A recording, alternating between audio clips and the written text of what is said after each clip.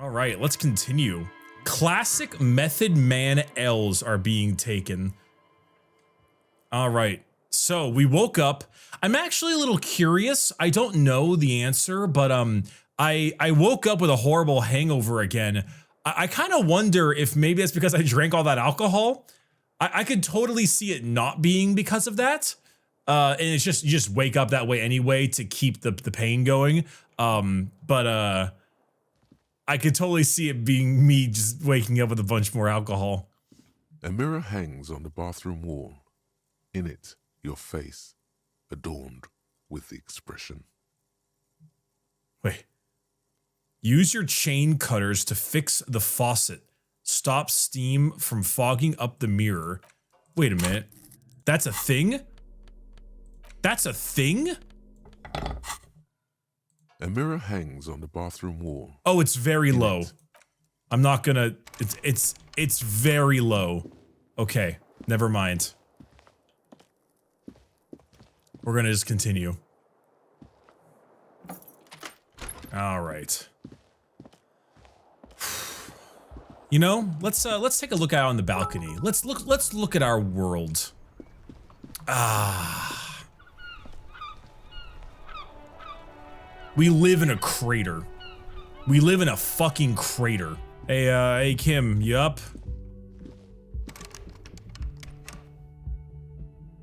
Wait. The door is closed.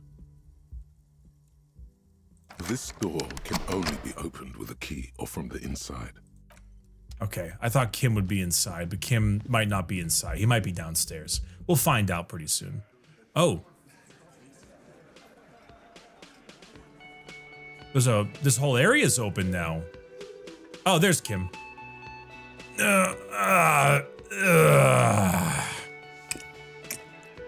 Good morning. Morning. Looks like we can get to work at once. The union muscle turned up.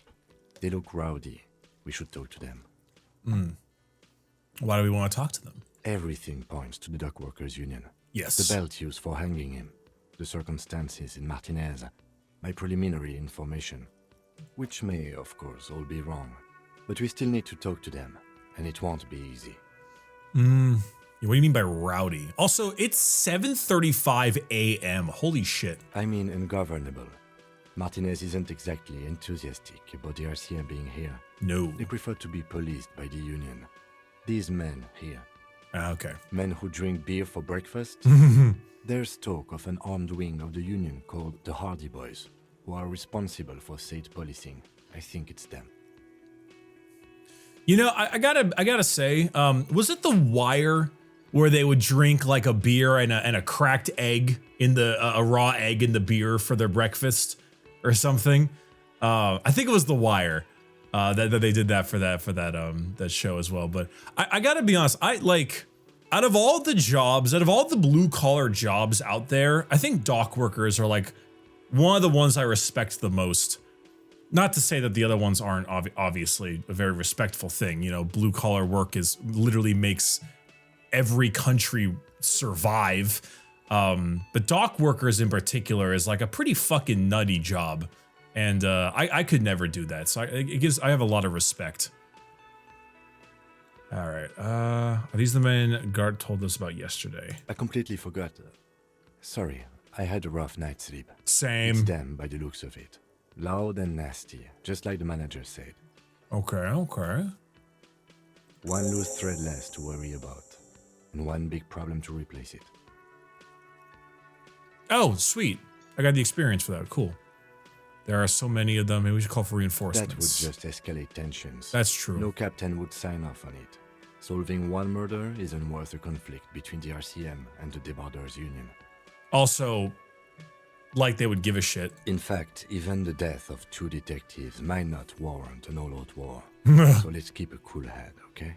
Not to mention that the our captain just won't do it in general because he hates my guts.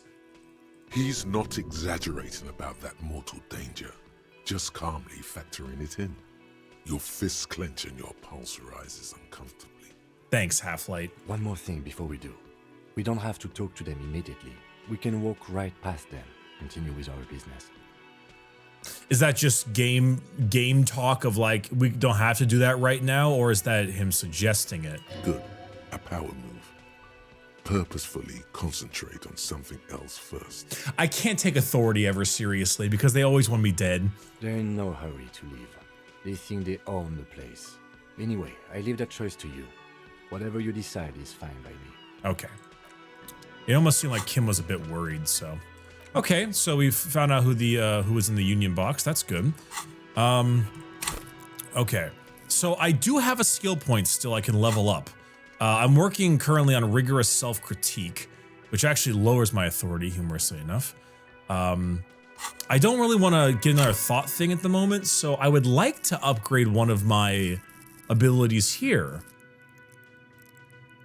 Volition is my signature skill, which is very helpful.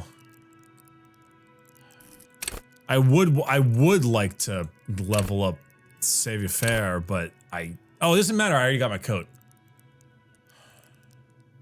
What are some tasks that need messing around with? You know what? You know what? Let's do this first. I want to talk to everybody, but first things first, I'm actually going to go buy the map. I fucked up on where I was supposed to buy the map from. I'm supposed to buy it from the bookstore lady. So I'm gonna go buy the bookstore map. But first things first, I want to say hello to the mailbox. The dented yellow mailbox greets you with its graffito and bullet holes in the front. Excellent. The mail collection box has no faith in your psychopathic manipulations. One day it'll understand. Hey kid, how's it going? Hi, Ace Detective. Are you here for more books? So suggestion is what I need to work more with the kid. Okay. To the... All right. Get out of my way, you fat hag. Oh, there's a map right there. Yep. It's a tome of fascist magic. It's literally 1984.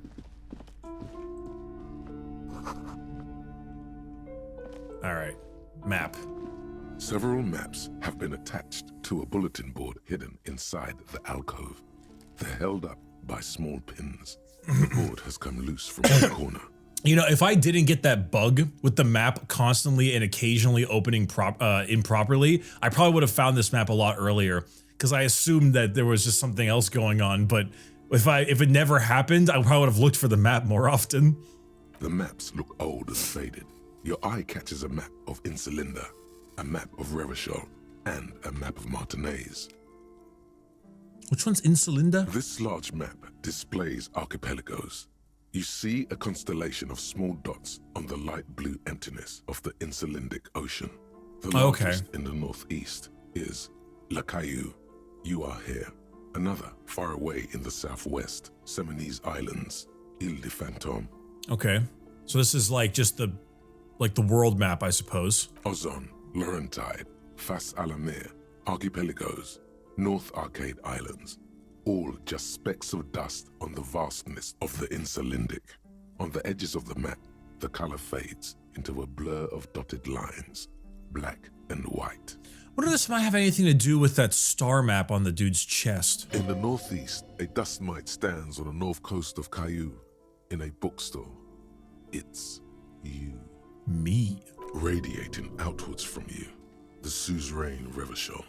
With a radius of 80 kilometers, still, the crown jewel of this Isola would be barely visible. Squints first. Can you see cities on the islands? You can, on Caillou, Revachol, a single black star. It's the stars. On Ozon, Fondelier, and Vilmandu, on archipelagos, Croyan Moran, Villiers, on Seminine, Olduvai, and on Laurentide, Deora of the Seven Seas. You know, I mean, I know all this stuff is just totally made up, but they did a really good job of making up all the names to make them sound genuinely real. None of these sound like they like don't fit, you know? Lost little pearls of light, tiny fires in the dark. The ocean breaks apart into a tangle of cosines and azimuths. all pointing into pale nothingness. Windy is the north azimuth. Grad is the northeast azimuth. Samara is the east azimuth. Seol is the west azimuth. Isolas, they're called. Yeah, I don't know what an azimuth is, but that's cool, I guess. Connections to other worlds. Words past the Insulindian, unknown to you. You only know you've never been there. Okay, other countries or whatever, places. You have little idea what they are. Distant stars, gods, but looking at them makes you feel I failed. non-existent. Whatever they are, the Isolas are immeasurably large compared to you, and very, very far away. I'll just assume they're other countries because my brain is small. Perhaps they are gods, gods of distance and outer dust. Okay, I failed 2 separate logic checks, so yeah, I'm gonna believe it. So it seems like the Insulinde or whatever is like the world map, and then Revachol is my country, I guess, county, I suppose, and then Martinez is the city I'm in. The north coast of a verdant Give or island take. is shattered by the delta of a river. It is the River Esperance. Countless bridges put the shards back together, connecting city blocks to river islands. La Delta says a great artificial heart in the center, teeming with life forms and construction. To the east, rolling hillsides, Le Jardin, Stella Marie, the suburbs of Saint-Baptiste, swallowed up into the megacity. They sound rich to you. This is Revachol East. Okay, so Revachol East is the upper echelon district for the wealthy. Hudon, it's somewhere to live. Not bad. Then there's Jamrock. It's bad. People shouldn't live there, but they do. Then Forberg. It's almost as bad and much larger. Then Coal City. It's the worst. So we've got the East. Revachol East has a lot of the wealthy districts. Koran is like, I guess you call it maybe like middle class suburbs. Jamrock is the poor ghetto. And then Foulberg is almost as bad and much larger, and then Coal City is the worst. So I'm assuming Coal City is like maybe just demilitarized. It's so small you can't even see it on the map. No, wait. There it is. North of Jamrock, the strip of coast next to the Greater Revachol Industrial Harbor. It looks downright despondent. It's almost Coal City, to be honest. Really? I mean, okay, so I was trying to get a vibe of how Martinez is compared to the rest. It says, north of Jamrock, strip of coast next to the Greater Revachol Industrial Harbor. It looks downright despondent, almost Coal City. Well, yeah, because they didn't clean up after the goddamn war. I live in a crater. So you say it's almost Coal City. So Coal City is like like LA's Skid Row. Probably even worse than that, honestly. Like Skid Row's not good, but there are worse areas than Skid Row. Not many, but there are. Okay. No, Coal City is worse. Okay. A charred limb. Rain falls on its slick black streets. And then there's the burnt out quarter in the heart of Jamrock. Is it cold in this bookstore? Or is it just you? No, this is somewhere to be. This is all you have, but it's still something. Streets and sodium lights, the sky, the world, you're still alive. Volition is the only one that has my back. Volition is the only person that has my back in my brain. It's not really a map, it's a tourist thing. A picture postcard with buildings on it, drawn from an isometric perspective. A date in the upper right corner says 48. Still, it's detailed. Could be pretty useful for scouting ahead. You see the jagged boxes of an industrial harbor, even the whirling in rags there. I'm sorry, officer. The map of Martinez is the only one available.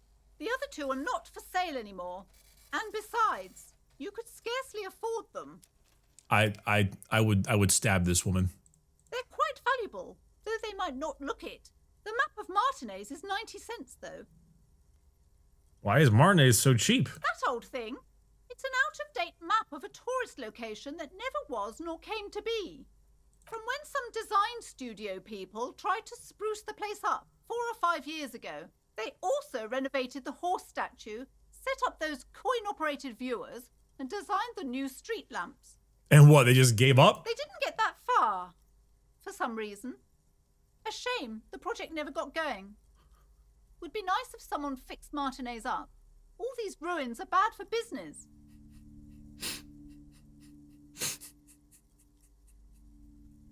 I'm not gonna do it. It's 90 fucking cents. It's no money at all. Always good to be informed of your surroundings.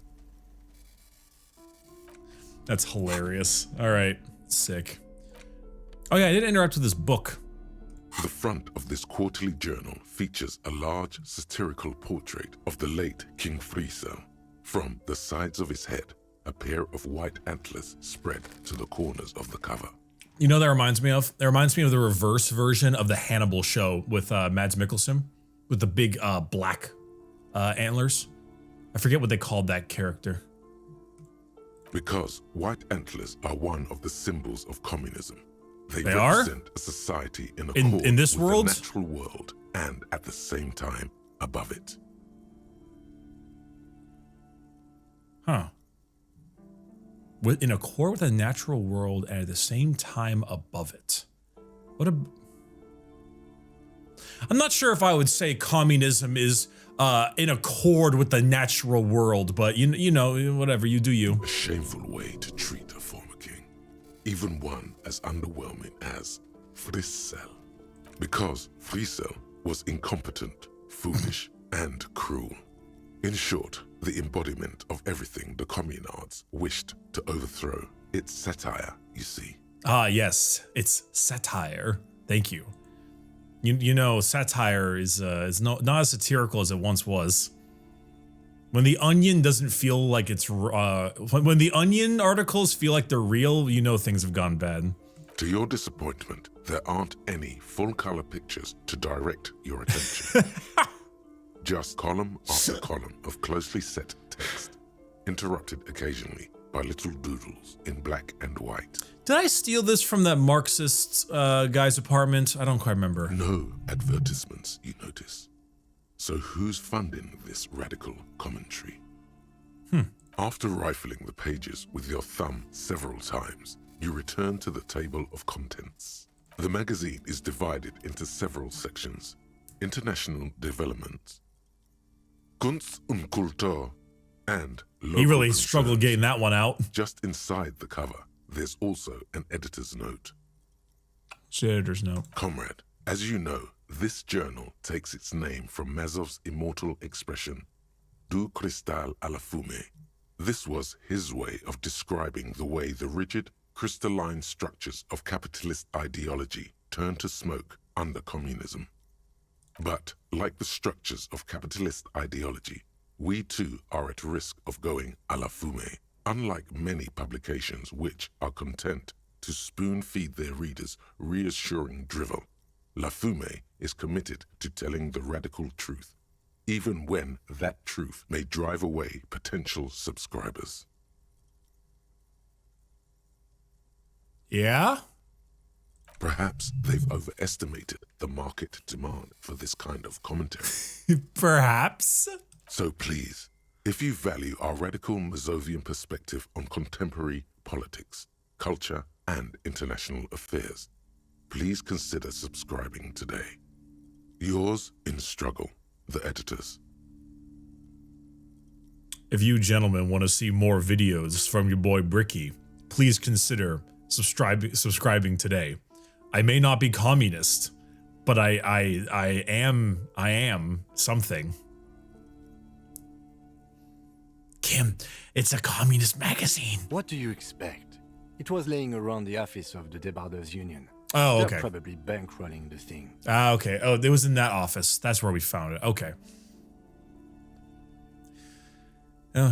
He seems upset. You flip back to the front of the magazine.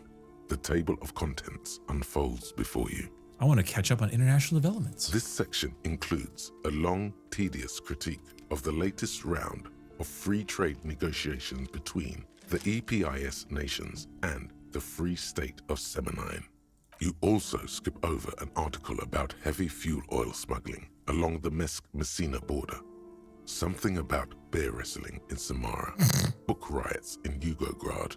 Face it, you really aren't interested in foreign affairs. You're not even sure where most of these countries are.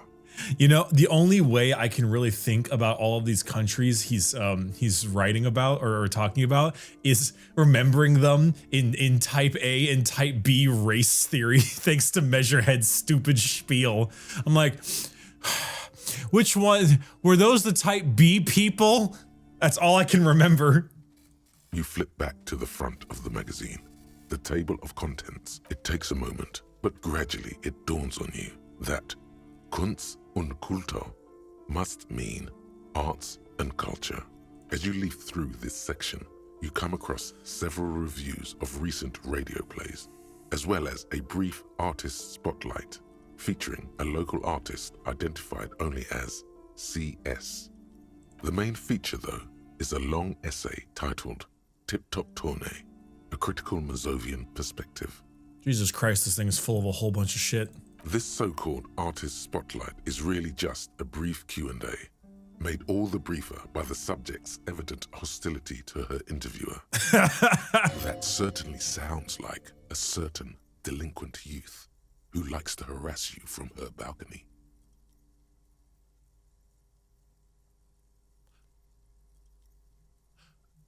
Oh, yes. A great point, Authority. Huh. Wait, oh shit. The actual article is surprisingly light on details, but after skimming a page or two, you gather that it has something to do with motor carriage racing. Oh, lovely. Well, I gotta know. You think you're settling in for a relaxing recap of the most recent season, maybe sprinkled with some nice anecdotes about a few of the more colorful drivers. Instead, you find yourself skimming a 10,000-word feature about all the politically problematic aspects of Tip Top Tournée. What's wrong with Tip Top? Where to even start? For one, there's the crass commercialism of its sponsorships. And then there's the practically criminal emphasis on deadly motor crashes. Oh, okay, well that's fine. I don't have that. I have the first part though. Oddly enough, this article has two bylines: Nestep Encolada Bernal and Exilus Buka. What's so bad about sponsorships? Come on. Under capitalism, the article says, every pursuit has its price. Yep. Every pleasure, even one as elemental as the joy of racing others around a track, is reduced to an advertising opportunity. Yep. Thus, the so-called tournée becomes a competition between increasingly meaningless brand signifiers. Yep. A discount laundry detergent racing against a pack of Astra cigarettes, or even a Fritta. I mean, if we're talking about like NASCAR and shit, and you're slapping all the goddamn advertisements all over it, yeah, I could see that. But yeah, right. But then you get to see them crash. This is literally a NASCAR joke. And that precisely is what's problematic about it. Were it not for the promise of random, spectacular violence, audiences would quickly lose interest. At the end of the day, it's the destruction of these 750,000 real races that you're really watching for. Yeah, I mean, there's a reason like the highest paid athlete of all time is a boxer. The sport that involves punching. You see, one cannot avoid the conclusion that Tip Top Tournée is simply the apotheosis of spectacular entertainment under capitalism. Kim, did you know the Tip Top Tournée is actually an orgiastic ritual of capitalist destruction? I had no idea. Kim, this article says that no one really watches the tourney for the races. Yeah, I'm not smart enough to say one, so I'm saying two. Oh, come on. Can this article read your mind? It seems to think so. A certain kind of young man reads one or two books and suddenly thinks he understands the secret structures of reality. Hey, listen, I'm very guilty of that, okay? Listen, it's because doing my own research takes a long time. If I had to wager, I'd say they've never even seen the inside of a motor, much less a motor race. I take whatever they write with a large grain of salt. Well, that's also true, yes, because this entire book seems to be extremely very pro-communist, anti-capitalist. So I am reading it in the perspective of the writer. You flip back to the front of the magazine. That being said, the table of contents unfolds before you. I do believe to a certain extent the whole wanting to see crashes thing. Unsurprisingly, much of this section is taken up with articles declaring unqualified support for the dock workers' strike. Our unqualified support for the dock workers. You skim the headlines. What do you mean by unqualified? Paint the harbor red and white. Martinez tames the wild pines. A city in revolt. First we take Martinez, then we take La Delta. Okay. Finally, there's a brief article by the writer, G. Martin, accusing the owner of the Capeside Apartments of illegally attempting to evict certain communist tenants simply for not having paid their rent. What? Oh, simply, you're gonna evict me just because I haven't paid you? You fucking capitalist dog. Holy shit, there are some hardcore options here. Charging rent just to live somewhere is pretty outrageous. Nope, sorry. I'm pretty like pro affordable housing and stuff, but affordable does not necessarily mean free. So I'm sorry, I can't go with you on that one. I'm not gonna do the should have killed all the communists one. If it weren't for the wild pines, all those moochers would just be out of a job. I'm not also for that one either, because that's like how dare you defend the billionaire company, which is stupid. Wouldn't it be better for everyone if labor and capital could reach some reasonable accommodation? Yeah, but that's also unrealistic, because then you're taking the wants of two completely opposing people. That's like the fence-sitting option. I'm going with why do I care? The eternal problem, according to G. Martin, is that under capitalism, the worker is rendered incapable of perceiving their own agency or lack thereof. Thus, they tend to experience their own oppression as though it were happening to somebody else.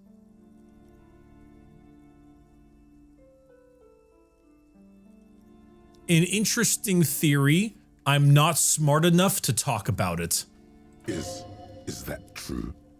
Have you felt estranged from your own self recently? Yes, Inland Empire. That was under the influence of about 100 real of fucking alcohol, possibly a dead wife, maybe even a child, and an excessive amount of drugs.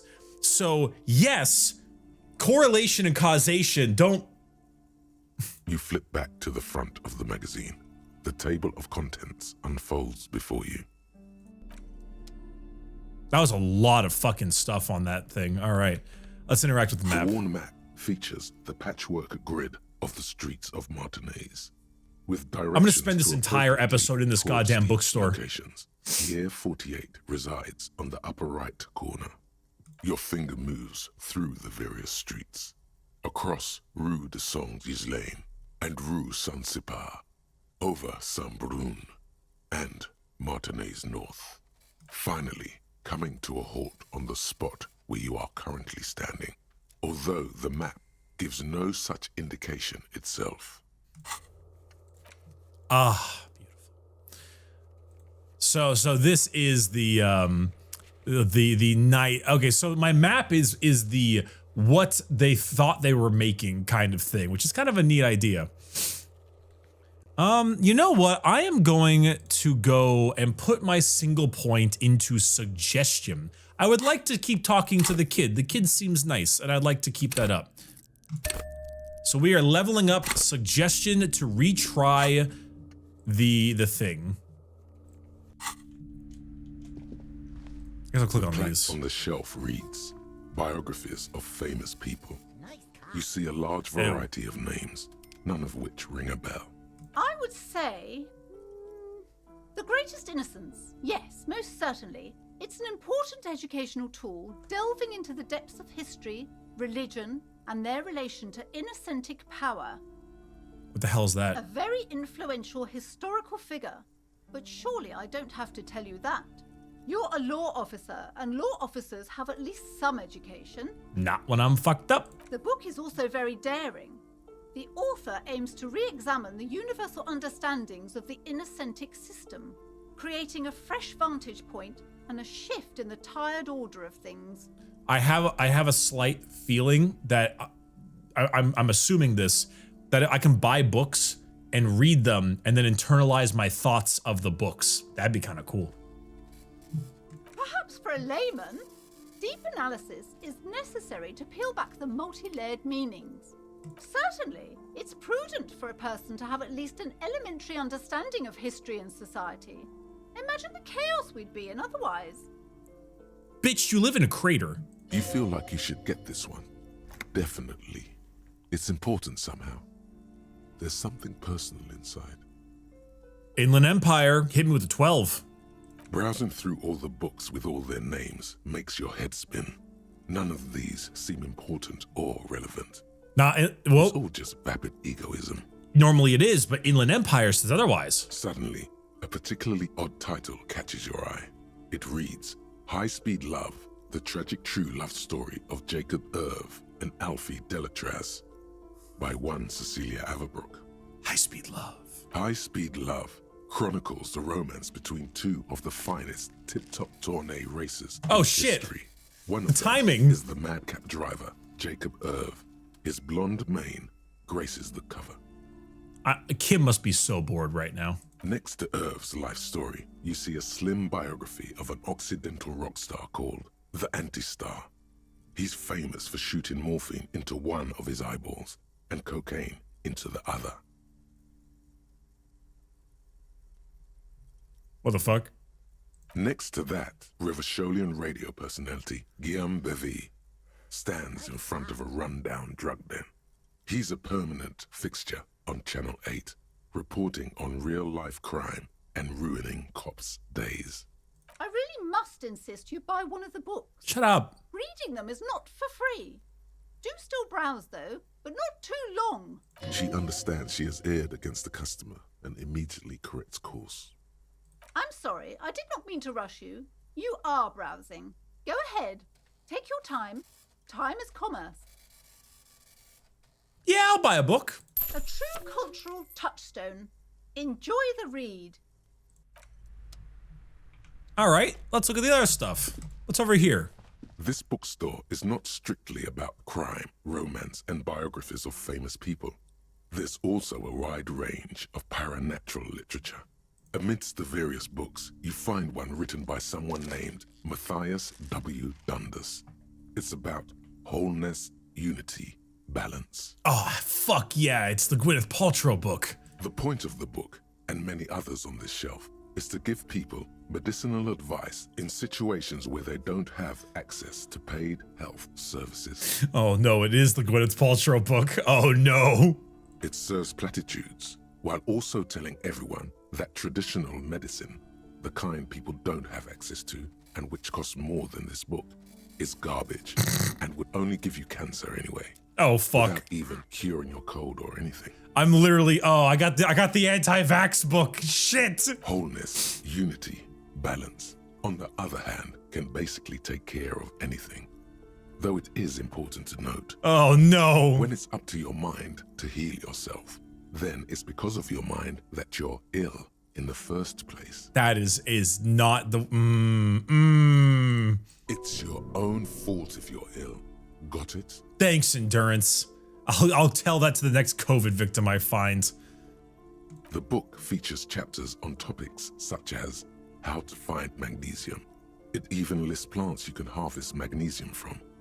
How to continue drinking if you're an alcoholic who has destroyed his liver. Finally, And some actual advice. there's even a chapter on the ancient Seraïs tradition of using duck gallbladder preservatives to treat and prevent sexually transmitted diseases. Pre and post factum apply. Nothing worth buying.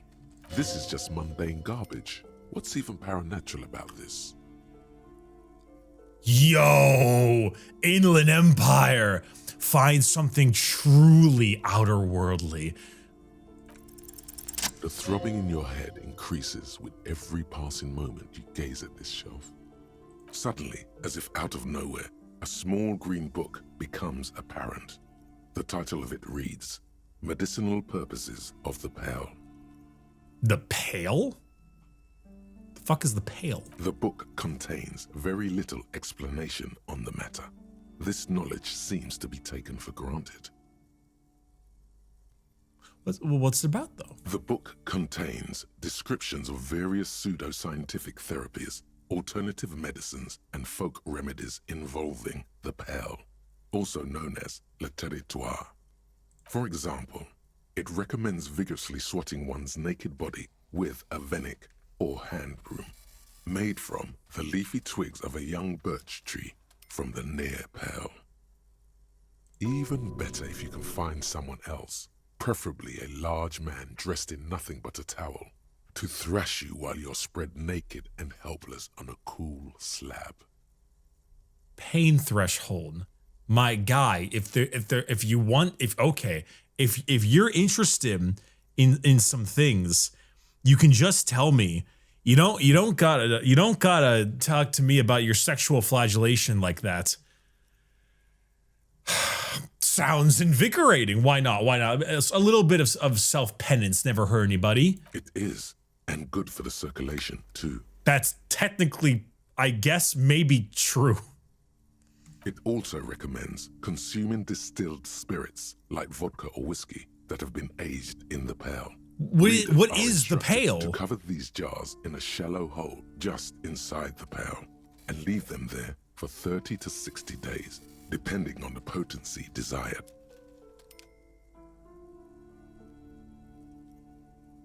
Medicinal purposes of the Pale. Very little explanation on the matter. The knowledge seems to be taken for granted.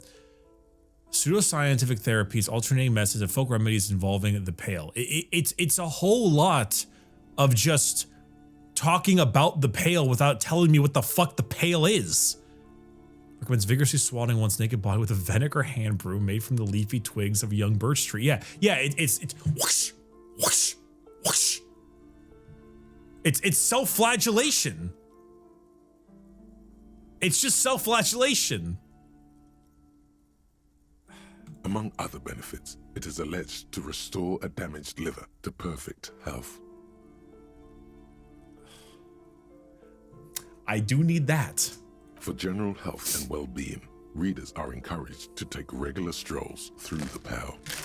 What is the Pale? Cautions readers to limit each stroll to less than an hour. What? These strolls promise to cleanse the mind of worries and the body of toxins, especially if the perambulator performs this ritual in the nude. Nudity figures prominently in a number of these prescriptions. Do the Pale thing. This is like Destiny 2 Lightfall. Find the veil, stop the veil, do the veil. I don't know what the fucking veil is. What is the Pale? This is exactly what you need. Thank you, Inland Empire. I don't know. I don't want to be the party pooper, but this Pale territory sounds sort of dangerous. Maybe you shouldn't walk in it naked. How can I walk in it if I don't know what it is or where it is? There's an entire section devoted to cures for men who are struggling to perform their marital obligations. This is definitely a Gwyneth Paltrow book. You close the book and return it to its place on the shelf. Fuck it, we'll buy it. Indeed. Something about that book does seem to have spoken to you. Well, I hope it contains what you're looking for. Come, sir, please, no browsing in that shelf. That wisdom is not for free. I can't have you end up like...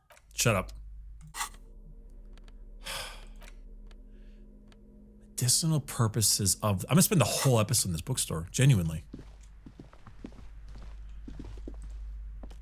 These shelves are overburdened with books from the same series. You see the name Dick Mullen over and over. Oh, crime, robberies, murders, even sexual crimes. We're fortunate to have Dick Mullen and his stories to sort all that out. Sort it out, You're a police officer, apparently. Shut up. You should buy all of these. They really do teach a person how to be a proper detective. That's great. I have no more money. Crime fiction is a disgrace. An asinine misrepresentation of the physical attributes of the arduous everyday work of actual police officers. And very light on the most important part, paperwork. These books greatly overstate the excitement of police work, glossing over how long it takes to actually follow up on leads and eliminate dead ends. Furthermore, they have no idea how hard it is to simply remove a body from a tree. What's more, they completely ignore the psychological hardships of year after year coming into contact with people during the worst days of their lives. You could say the same thing about the medical field, first responders and stuff. Not a single mention of all the stress this work creates upon the officer's family. Detective fiction just doesn't tell the truth at all. Now, would you like a list of all the books found on the shelf? Hell yeah. You see Dick Mullen on the job. Get Me Mullen. The Stalwart Adventures of Richard P. Mullen. Dick Mullen and the Murder in the Orchard. The Sordid Affair of Dick Mullen. A killing is declared. Dick Mullen in the Murder House. The Final Case of Dick Mullen. An Obvious Lie. Dick Mullen in the Clock Tower. The Ordeals of Dick Mullen. Dauntless Dick. Dauntless Dick. Dick Mullen's Funeral Pyre. What? The Murder of Dick Mullen. No, Dick Mullen dies? Oh no, turns out he faked it to solve a case. Are there any more? Yes, there's also The Dame Who Did It. Farewell, My Mullen. Faking death seems to be a common trope in the Mullen series. The Morbid Tales of Dick Mullen. A dark tide turns. Tragedy calls for Dick Mullen. There's so many! Another one with fake death. And, of course, Dick Mullen, the murderer. In order to catch a murderer, Dick Mullen must become the murderer. Come on, this is not the way real police solve crimes. The real police are some 20 kilometers away, sitting in an armored motor carriage. Come on, Chester. Tell the story again. Oh, God. Again? Man, I tell that one at least once a month. It's not that interesting. The fuck it is. And these guys haven't heard it. You see, Chester here. Chester faked his own death Gosh, once. why? One simply looks amazed. The bald man bells Very reply. fucking dangerous case, ain't that right, Chester?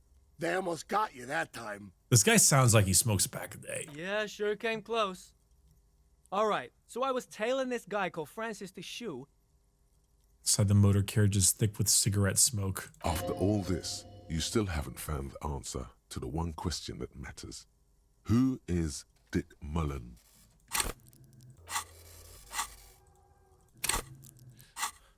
I need better reaction speed. But you know what? 42% easy. Your attempt to grasp at the answer fails. It seems very close by, pulsating just out of reach. Damn. I'm curious if I had any clothes that would help with my reaction speed.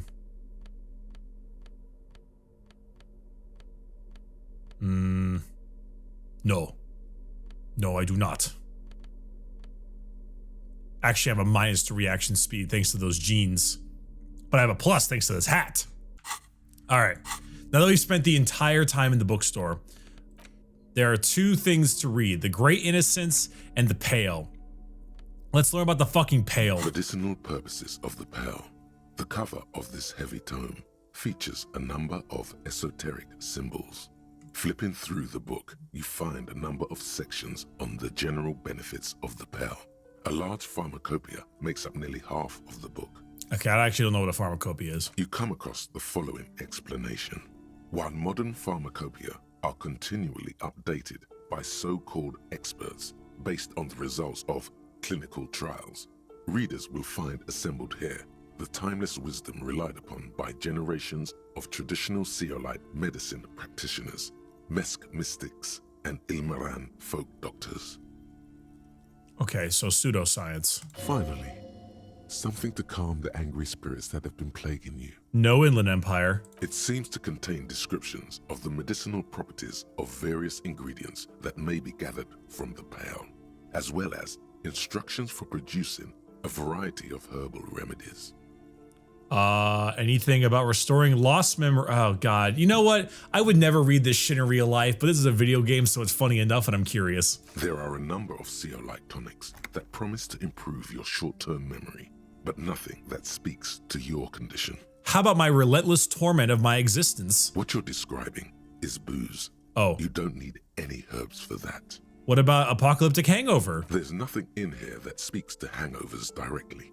However, while browsing through the various descriptions, you become convinced that you could assemble something from the ingredients listed here. Oh, fuck yeah. Want to give it a shot? Hell yeah, I do. First, you need to choose a base ingredient. We'll do a sprig of fresh mint. Next, you'll need to combine the base ingredient with an appropriate vehicle.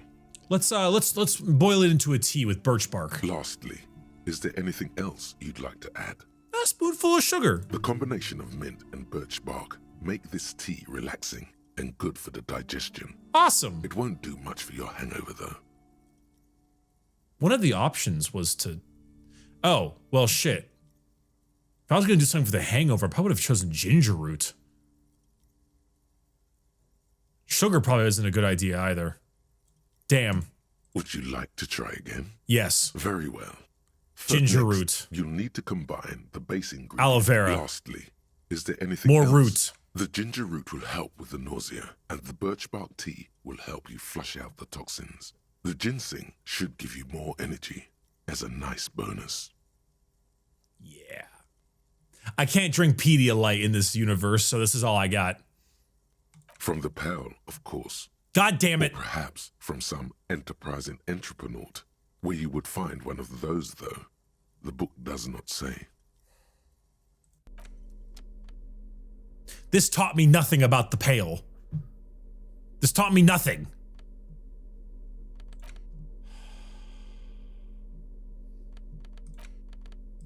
The Greatest Innocence by João Paulo Salomão Lopes de Fuego.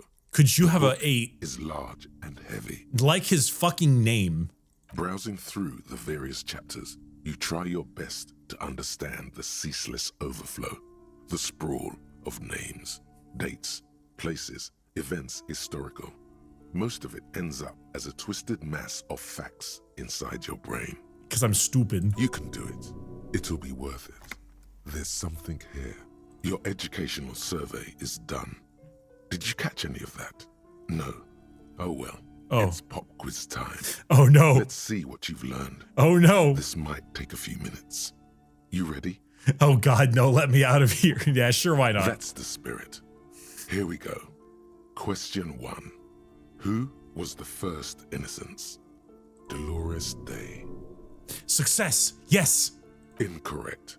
Dolores Day was the innocence of humanism, internationalism. Pain threshold, you lied to me! She codified parliamentary democracy and created modern institutions. Among these, the moral intern, she was powerful and beautiful on all her icons. You son of a bitch! Her colors are silver, white, and apricot. And when you think her name, Dolores, stomach acid rises to the back of your throat, and it hurts. You see a flash silver, a wreath, an airport bag, and blonde hair. You don't know why. Another choice, perhaps?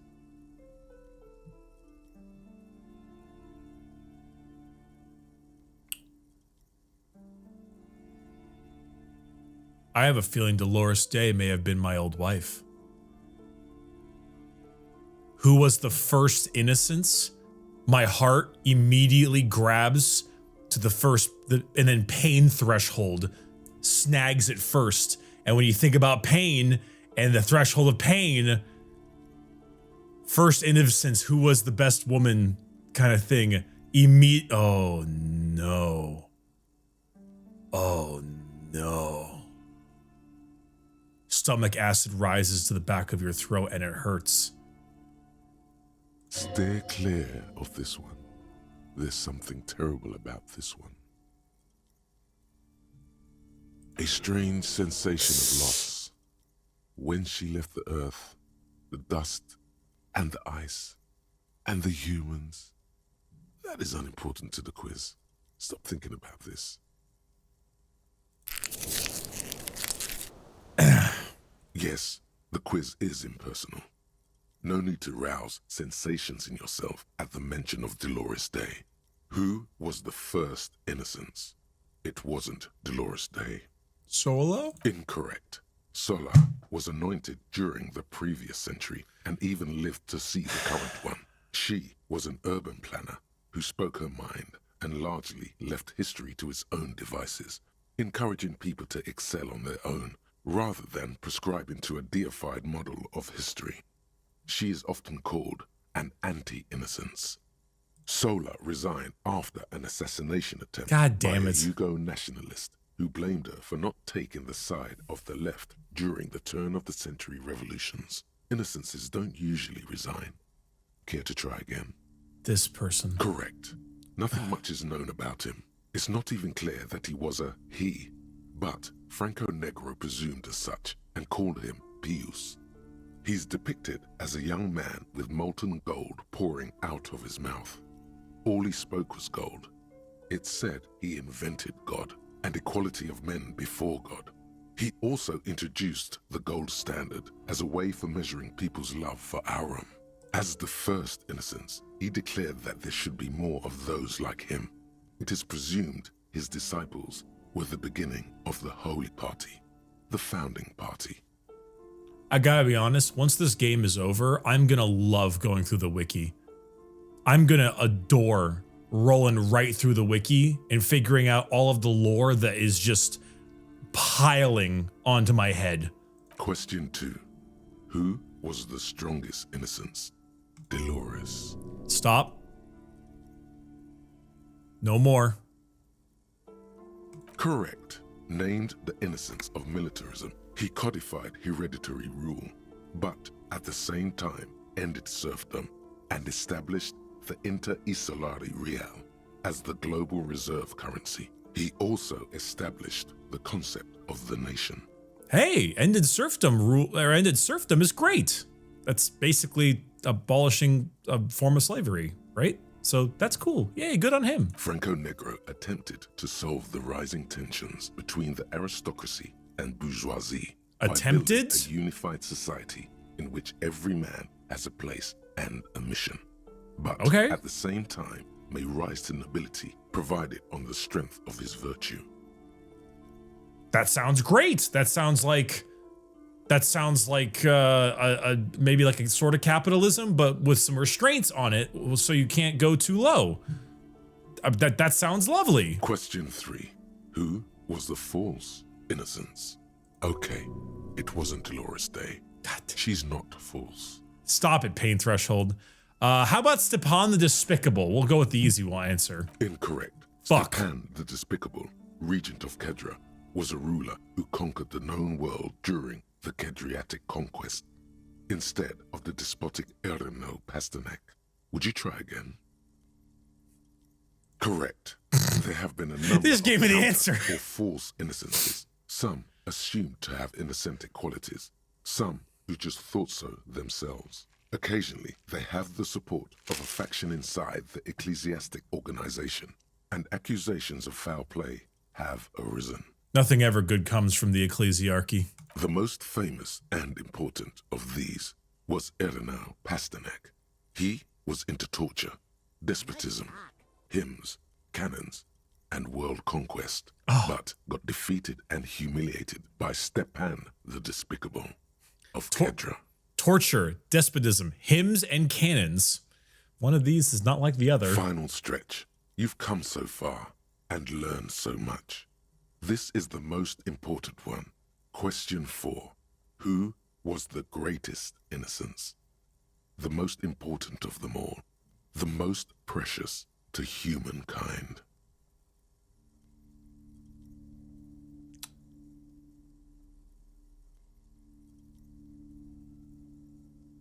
I don't know what they're trying to do here. This feels like it's trying to play into my mind. This feels like it's trying to, it wants me to say Dolores. But I can't tell if it's... I'm gonna go with my gut. Correct. The Mesk might see Franco Negro as the father of nations, but as of this century, there's been a great shift in attitude. Dolores Day has become widely regarded as the greatest innocence, a most radical change to the whole fabric of the world. Everything from inter-esolary travel to the connected world to 3 consecutive scientific revolutions can be traced back to her. Every decade that passes, she seems less human somehow, and more beautiful. And more beautiful. And more beautiful. Congratulations on finishing the test. The results and your subsequent grade have been calculated. You get a C, vaguely passable. A solid effort with nothing much else to show. Nice going, mediocrity man.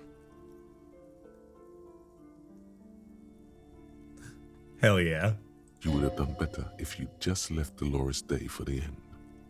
Dial the Dolores Day down a bit. What's going on with you? Thinks it's so smart, goddamn. Okay.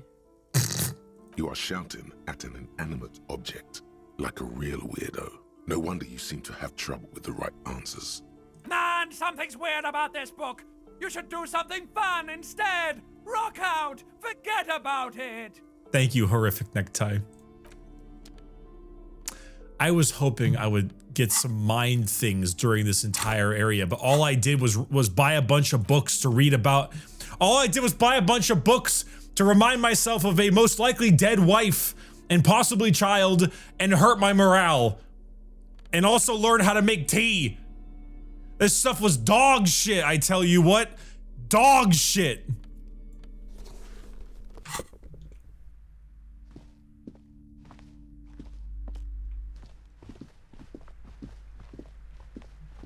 I hate reading. A small mountain of colorful board game boxes. Yeah! Real stuff now! Ages. A lot of shelf space seems to be taken up by Wirral-related merchandise. Wonderful board games, sir. The Viticulturist is a classic for sure. Or perhaps you'd like Archipelagos of Insulinda, a very educational game for those interested in geography. You got Risk. Raubritta is a fun game of economic competition. So you do have Risk. Intense after a while. We have games for the whole family. You can play with your children. Unless Raubritta is Monopoly. Who are you going to play board games with? Do you have friends or family? Oh, I am not clicking on number 1. I will look at the lieutenants. Are you actually friends? Or just colleagues thrown together by circumstance? Hey. Yeah, kids, friends, chicks, I have it all. Then you're a lucky man, officer. Children are the greatest of treasures. You're freezing your child to death outside. For playing with friends, I'd recommend Suzerainty.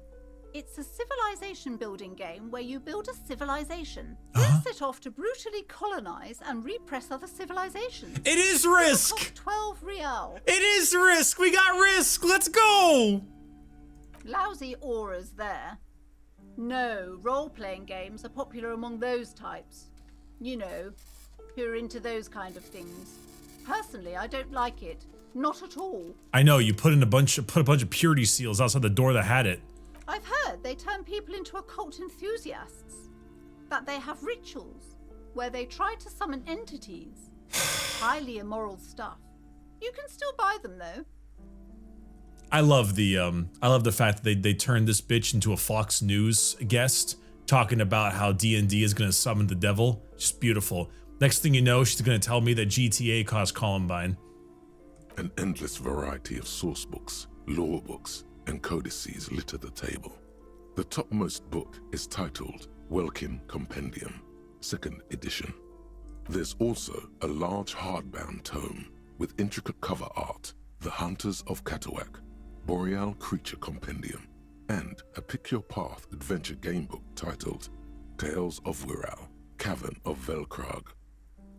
There's a box that says Wirral, 3rd edition Mega Setting Supplements Module. A new codex. Panel notes. A fantastic adventure board game. Ooh. New maps and miniatures. Oh. A sticker on it displays 25 real. Oh. Nonsense for anemic Beano clogs. Hey. Hey, knock it off, physical instrument. One of those people is my lieutenant.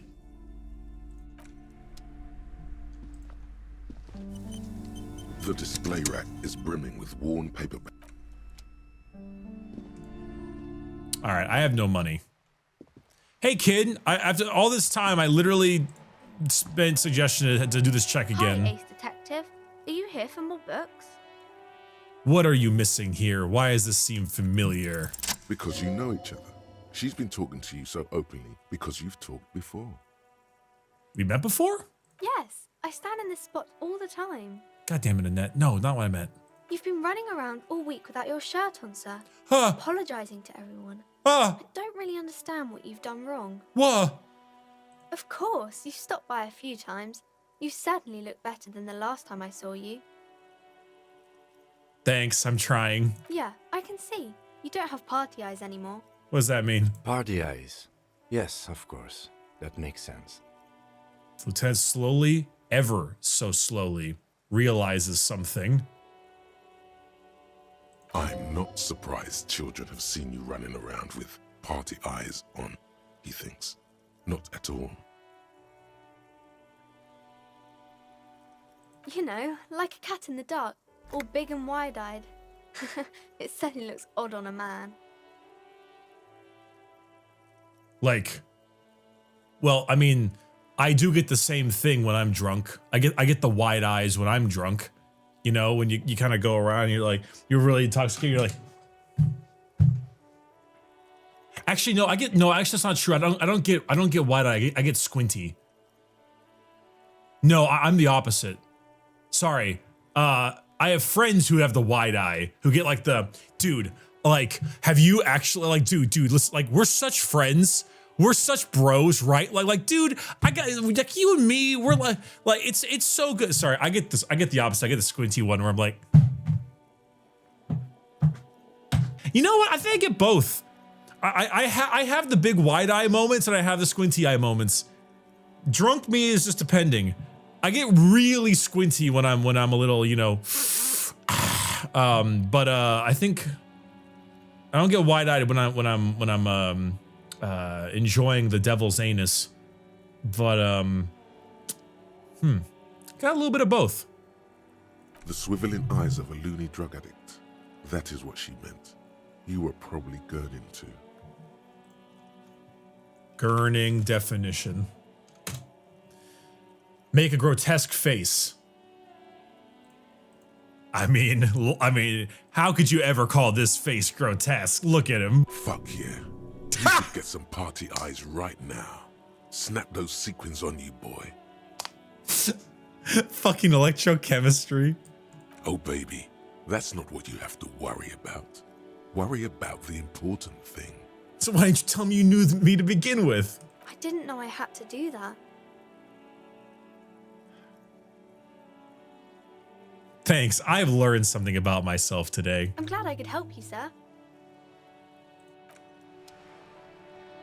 Despite the fact that this child in the game's art style looks like a dying middle-aged man, this child has been one of my favorite characters so far. It's just nice to finally talk to someone who is just genuinely nice and has no real ulterior motives. It's just kind of nice.